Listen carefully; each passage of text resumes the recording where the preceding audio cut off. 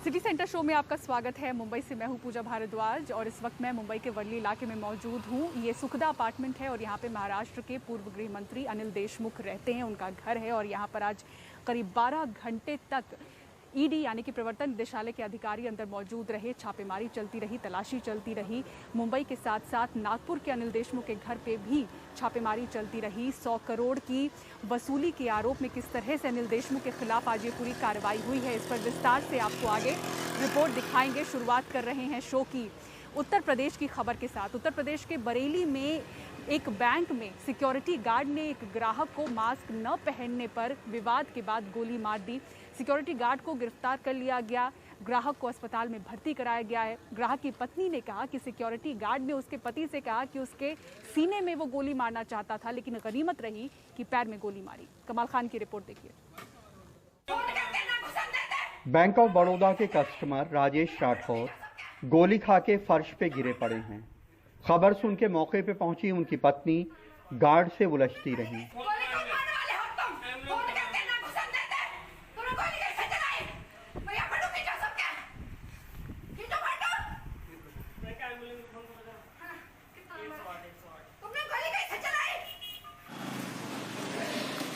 उन्हें एक ऑटो से अस्पताल ले जाया गया। जंक्शन पे गोली मारी बोला है। गार्ड ने गोली मार दिया है जो। अरे हाँ, क्या बात क्या हुई थी? अरे मास्क नहीं लगा, निकाल के लगा रहे थे, गोली मार दिया। मास्क नहीं लगाया तो गोली मार दी। तो गार्ड ने जबरदस्ती धक्का दे और गोली मार दी। बोला था कि सीने में गोली मारने को था मैं, लेकिन मैंने पैर में ही मारी। बाद में फोन भी उनका खराब कर दिया। जब हमारी लड़की ने फोन किया, कॉल लग नहीं रही थी, केवल रिसीव हो रही थी, तब हमने इनसे बात की तो उन्होंने बुलाया कि गाड़ी ने मारे गोली मार दी। मौके पे पहुंची उनकी बेटी और मां रो रो के बेहाल होती रही। तो मैं मास्क रखा था, मुझे भूल गए।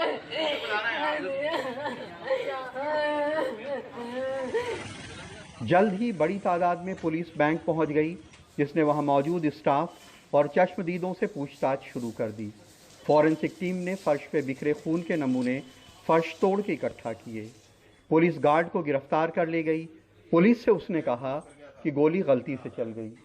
कस्टमर आए थे, पहले मास्क नहीं था, मास्क उनसे कहा था, दोबारा मास्क लेके आ गए, फिर गाड़ी पकड़ बाहर निकलना। अच्छा, गाड़ी पकड़ गई मेरे ऊपर, मुझसे गलती से जो धक्का मुक्की हुई गोली चली। पुलिस का कहना है कि गार्ड की गोली से जख्मी राजेश राठौर बेहोश हैं। होश आने पर उनके बयान के मुताबिक मुकदमा लिखा जाएगा। और जो प्राइवेट सिक्योरिटी गार्ड है उनको हिरासत में ले लिया गया है और सभी तथ्यों की इसमें जांच की जा रही है, किन परिस्थितियों के तहत ये उसके द्वारा गोली चलाई गई है और इसमें विधिक कार्रवाई भी की जा रही है। मास्क न लगाने पे इसके पहले भी बड़े बड़े कांड हो चुके हैं। अगस्त में बलिया के एक एसडीएम ने तो तहसील परिसर में लोगों को दौड़ा दौड़ा कर डंडे से पीटा था। बिना मास्क दुकानदारों पे सड़क पे बेरहमी से डंडे बरसाए थे। इसी तरह आजमगढ़ में भी पुलिस मास्क न लगाने पे एक सराफा व्यापारी को दुकान से खींचकर मारते हुए कोतवाली ले गई थी, जिससे नाराज व्यापारियों ने प्रदर्शन किया था। इस मुल्क में मास्क न लगाने की सजा ना तो डंडा है और ना ही गोली, लेकिन ये मसला है क्रोध का और अहंकार का। इसलिए ऐसा करने वालों के खिलाफ जरूर कार्रवाई होनी चाहिए। बरेली में रणदीप और कैमरामैन विनीत कुमार वर्मा के साथ कमाल खान, एनडीटीवी इंडिया। देश की राजधानी दिल्ली में जब से कर्फ्यू हटाया गया है, उसके बाद से भीड़ की अलग अलग तस्वीरें सामने आ रही हैं। यही हाल मेट्रो स्टेशन के बाहर भी नजर आ रहा है। बिना सोशल डिस्टेंसिंग के लोग मेट्रो के इंतजार में धक्का मुक्की करते हुए भी नजर आ रहे हैं। दिल्ली मेट्रो के भीतर सामाजिक दूरी का सख्ती से ख्याल, लेकिन बाहर अफरा तफरी। मेट्रो स्टेशनों में दाखिल होने के लिए भीड़ धक्का मुक्की करती दिखी। किसी को सामाजिक दूरी की परवाह नहीं और लोगों का इंतजार पीक आवर में 1 घंटे तक लंबा हो गया। दिल्ली के सबसे बड़े मेट्रो स्टेशन राजीव चौक का यही हाल दिखा। वहां से रोज मेट्रो लेने वाले दुकानदार राजेश कुमार कहते हैं कि भीड़ का खतरा तो है, लेकिन कोई उपाय नहीं है।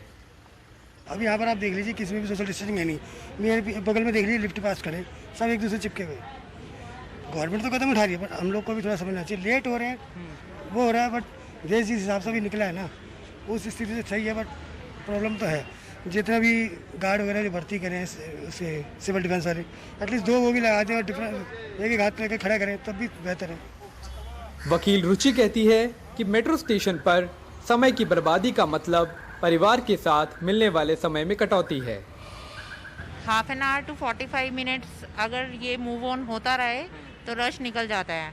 अदरवाइज समटाइम्स क्या होता है कि ये लोग 1 घंटा बंद कर देते हैं, एंट्री ही नहीं होती। उस केस में हमें 1 घंटा कौन वेट करेगा, तब फिर हमें आपको इंतजार करना पड़ता है। बिल्कुल, स्टिल रहता है, मतलब नो मूवमेंट और 45 मिनट्स टू 1 आवर। अच्छा, इससे आपको अपनी प्रोफेशनल लाइफ में 1 घंटा चैलेंज आ रहा है, बहुत चैलेंज आ रहा है। काम में भी सफर हो रहा है, घर में भी लेट पहुंच रहे हैं, बच्चे भी हैं घर पे, देखिए। मेट्रो रेल कॉरपोरेशन ने एक बयान में कहा है कि कोविड की पाबंदियों की वजह से कुछ भीड़ होना स्वाभाविक है। पाबंदियों की वजह से बस 10 से 15% मुसाफिर ही कहीं जा पा रहे हैं। मेट्रो में खड़े होने की छूट नहीं दी जानी चाहिए। मेट्रो स्टेशन के अंदर कोविड रिस्ट्रिक्शन लगाने के पीछे प्राथमिक कारण यही था कि लोगों के बीच दूरी बनी रहे, और उसी का यहाँ पर पालन होता नहीं दिख रहा है। लोगों के बीच किसी प्रकार से दूरी नहीं बनती दिख रही है, और ना ही DMRC या फिर लोकल अथॉरिटीज़ द्वारा किसी प्रकार से प्रयास किए जा रहे हैं कि उसका पालन यहाँ करवाया जाए, जिससे ना सिर्फ लोगों को असुविधा का सामना करना पड़ रहा है, बल्कि ऐसे में कोरोना का खतरा एक बार फिर से लोगों के ऊपर मंडरा रहा है। कैमरा पर्सन प्रेम सिंह के साथ अक्षय डोंगरे, NDTV इंडिया। महाराष्ट्र में डेल्टा प्लस वेरिएंट की वजह से पहली मौत रिपोर्ट हो चुकी है। रत्नागिरी जिले यानी कि उसी जिले में जहां सबसे ज्यादा डेल्टा प्लस वेरिएंट के मामले हैं, 9 मामले हैं यहाँ 80 साल की एक महिला की 13 जून को मौत हुई है, और जो 20 मामले डेल्टा प्लस वेरिएंट के हैं उन पर स्वास्थ्य मंत्री का कहना है कि इनमें से कुछ लोग ठीक होकर अपने घरों को वापस भी जा चुके हैं। इस बीच महाराष्ट्र सरकार ने पाबंदियों को लेकर आज एक नया आदेश जारी किया है। वहीं BMC का कहना है कि युद्ध स्तर पर तैयारियां चल रही है। महाराष्ट्र के रत्नागिरी जिले में डेल्टा प्लस वेरिएंट से एक 80 साल की महिला की मौत हो चुकी है। हालांकि इस मरीज को और भी कई बीमारियां थी। डेल्टा प्लसच्या बाबतीतले आजपर्यंत आलेले रुग्ण 21च आहेत। महाराष्ट्र में कुल 21 पेशेंट्स डेल्टा प्लस के मरीज हैं। उनमें से एक बुजुर्ग की मौत हो चुकी है, जिससे अन्य बीमारी भी थी। जो बाकी 20 मरीज हैं उनमें से कुछ मरीज ठीक होकर घर भी जा चुके हैं। डरने की कोई बात नहीं है। हम इस मामले में केंद्र के साथ मिलकर काम कर रहे हैं। आणि त्याच्या बाबतीतला शोध मात्र आपला सुरू आहे। 21 डेल्टा प्लस मामलों के साथ महाराष्ट्र के ये 6 जिले हाई अलर्ट पर हैं। नए आदेश के मुताबिक पूरे राज्य में कम से कम लेवल 3 तक के प्रतिबंध लागू रहेंगे, यानी थिएटर, मॉल बंद रहेंगे। डेल्टा प्लस के सभी मरीजों की पूरी जानकारी जुटाने के आदेश भी जारी हुए हैं। मरीज को टीका लगा या नहीं, उनकी travel history, low risk contact, high risk contact tracing, tracking, testing के सख्त निर्देश जिला प्रशासन को जारी किए गए हैं। राज्य में रोजाना 1300 मीट्रिक टन ऑक्सीजन का उत्पादन होता है। क्षमता 3000 मीट्रिक टन तक बढ़ाने की कोशिश है। महाराष्ट्र की वीकली पॉजिटिविटी दर 5.24% है। तो वहीं डेल्टा प्लस वाले जिलों की बात करें तो 9 डेल्टा प्लस मामलों वाले रत्नागिरी में सबसे ज्यादा 11.9% है। सिंधुदुर्ग में 9%, पालघर में 5.18%, ठाणे में 4.69%, मुंबई में 3.79% और जलगांव में 0.95% साप्ताहिक पॉजिटिविटी दर है।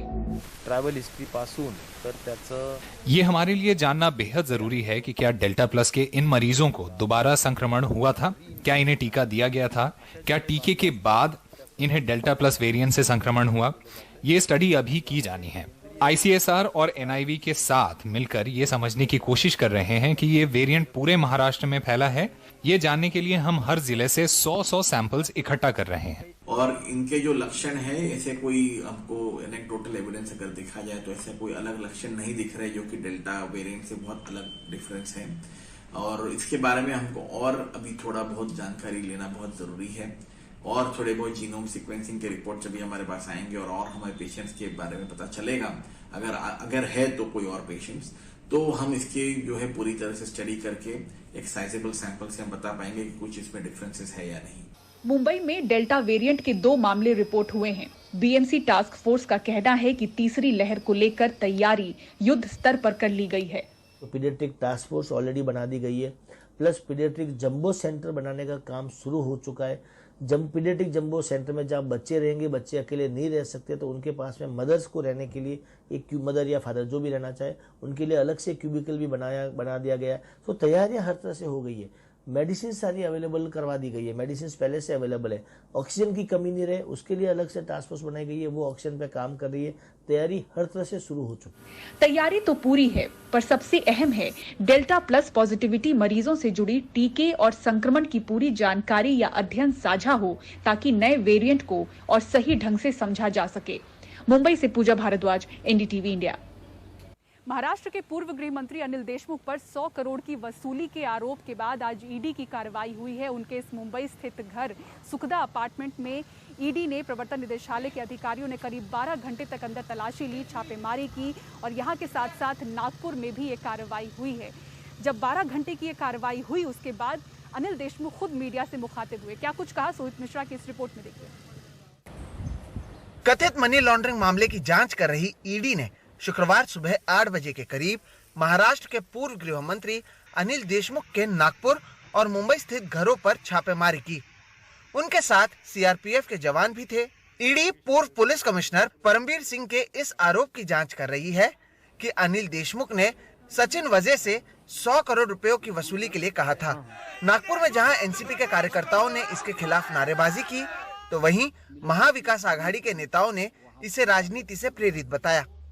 कि बार बार महाराष्ट्र और बंगाल में ईडी और सीबीआई की जो जांच एजेंसी जाकर हमारे लोगों के बारे में जो हो रहा है, उनको जो तकलीफ दे रहे हैं, अगर कोई गलती है किसी की तो जरूर किसी ने राष्ट्र के साथ धोखा किया है, किसी ने देश की ट्रेजरी के साथ धोखा किया है, तो जरूर उस बारे में आप जांच कर सकते हैं। लेकिन जिस प्रकार के केसेस में आज ये जांच एजेंसी को ढकेला जाता है, ये पूरी राजनीतिक मामला मुझे लगता है, सबको ये मालूम है। एजेंसीचा गैरवापर, एजेंसियों का दुरुपयोग करना उनकी कार्यशैली है। ये हमने पिछले कुछ वर्षों में उनके सत्ता में आने के बाद देखा है। यहाँ तक कि शरद पवार को भी ईडी का नोटिस भेजा गया था, तो पहले भी ऐसा अनुभव ले चुके हैं। अनुभव आम्ही सगळ्यांनी घेतलेला आहे। सभी राष्ट्रीय एजेंसियों का राजनीतिक शस्त्र के रूप में एक राजनीतिक एजेंडा को साधने के लिए महाराष्ट्र विकास आघाड़ी सरकार और विपक्ष को बदनाम करने के लिए इस्तेमाल किया जा रहा है और लोकतंत्र की बुनियाद को कमजोर करने की कोशिश भारतीय जनता पार्टी कर रही है, जिसका डटकर मुकाबला तीनों पार्टियों को मिलकर करना होगा, यही हमारी भावना। इस छापेमारी से पहले ईडी ने 25 अप्रैल को अनिल देशमुख के करीबी माने जाने वाले सागर भाटेवार के घर पर छापेमारी की थी, जो अनिल देशमुख के परिवारों की ओर से चलाए जा रहे कई कंपनियों के डायरेक्टर भी हैं। महाविकास आघाड़ी की ओर से लगाए गए इन आरोपों का जवाब राज्य के पूर्व मुख्यमंत्री देवेंद्र फडणवीस ने दिया। जो कार्रवाई हो रही है वो माननीय उच्च न्यायालय, इन्होंने जो आदेश दिया और उस आदेश के तहत उन्होंने सीबीआई को जांच सौंपी है और उस जांच के तहत एजेंसियां जांच कर रही है, इसलिए इसको कोई भी राजनीतिक स्वरूप देना ये गलत बात है। गौरतलब है कि अनिल देशमुख के घर ये छापेमारी तब की जा रही है जब दिल्ली में एनसीपी प्रमुख शरद पवार के घर में बैठकों का दौर जारी है। कुछ दिन पहले शिवसेना विधायक प्रताप सरनाइक ने भी उद्धव ठाकरे को लिखे एक पत्र में केंद्रीय जांच एजेंसियों की ओर से सताए जाने का आरोप लगाया था। लगभग 10 घंटों से ईडी के अधिकारी अनिल देशमुख के वर्ली स्थित इस घर पर मौजूद हैं, जहां पर खुद अनिल देशमुख भी हैं।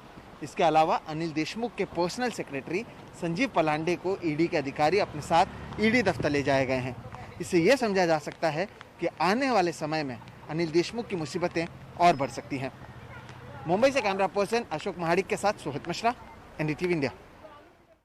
कश्मीर में व्यापार ठप होने की वजह से किस तरह से परेशान है शिकारा वाले, पूरी खबर आपको दिखाएंगे ब्रेक के बाद। देखते रहिए सिटी सेंटर शो।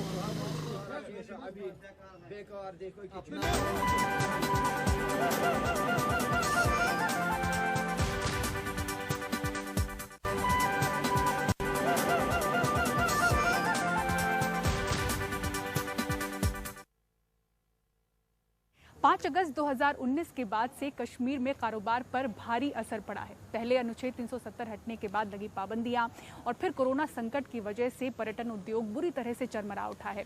पर्यटकों के नहीं आने की वजह से शिकारा वालों का काम धंधा चौपट है। ऐसे ही कुछ शिकारा वालों से बात की हमारे सहयोगी नजीर मसूदी ने। 5 अगस्त 2019 के बाद कश्मीर में पर्यटक इंडस्ट्री और तिजारत को बहुत बड़ा धचका लगा है। कश्मीर चैम्बर ऑफ कॉमर्स के मुताबिक 50,000 करोड़ का नुकसान हो चुका है।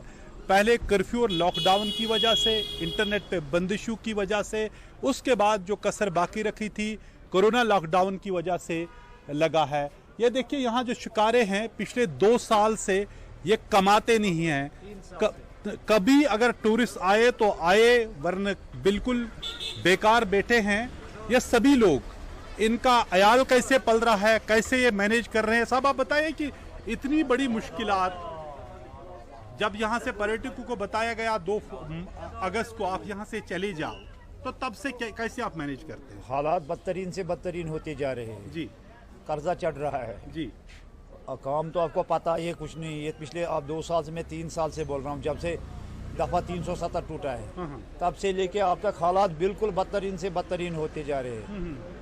और जो कसर रही थी वो तो आपको पता है, वो कोविड ने खत्म की है सब। तो सरकार ने कहा था अब एम्प्लॉयमेंट मिलेगी, विकास होगा। कुछ आपका विकास हो रहा है या नहीं? कुछ कौन सा विकास हो गया? कुछ विकास नहीं किया सरकार ने। खाली 1,000 रुपया डाला, उसमें वो भी आदाई को मिला है। कितने आपके परिवार में कितने लोग हैं? हमारे 5 लोग हैं। 5 लोग हैं तो, और घर चलाना कितना मुश्किल हो चुका है? बहुत। 2 अगस्त 2019 को जब यहाँ सरकार ने एडवाइजरी जारी की कि यहाँ से टूरिस्ट चले जाएं, यात्री को भी बताया गया, तब से संभल नहीं पा रहा है।